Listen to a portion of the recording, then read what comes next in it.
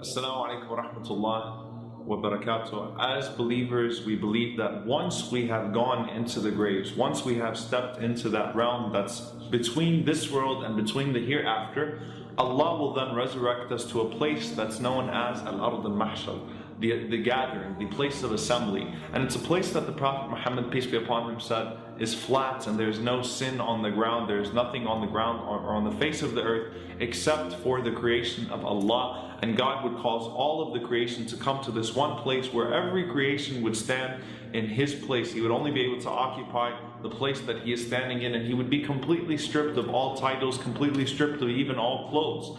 Now, I know that may sound a little strange. How would it be that a person would be stripped of their clothes? And Aisha, the wife of the Prophet Muhammad, peace be upon him, she asked him, she said, "O Messenger of God, if that's the case, wouldn't the men and the women be looking at each other?" And the Prophet Muhammad, peace be upon him, responded, "Al-amru ashaddu min dhalik," that the situation is more severe than that. People are so focused on what's going on at the matter at hand that they're not even paying attention to that.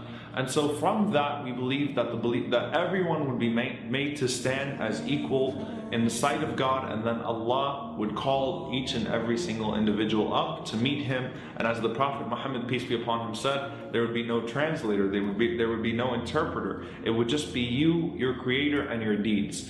So on the Day of Judgment, as Muslims, we believe you either meet the mercy of God or you meet the justice of God.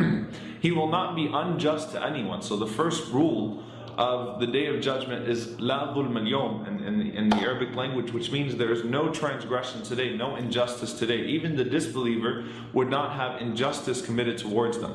If a person, for example, was not exposed to any form of religion whatsoever, was not exposed to Islam, was not exposed to God, had no means of accessing the truth, then that person would be forgiven on the Day of Judgment. The Prophet Muhammad, peace be upon him, said that that person would stand in front of God and complain that the message never reached me, or I died as a child, or I was senile, or I wasn't mentally capable of accepting this message.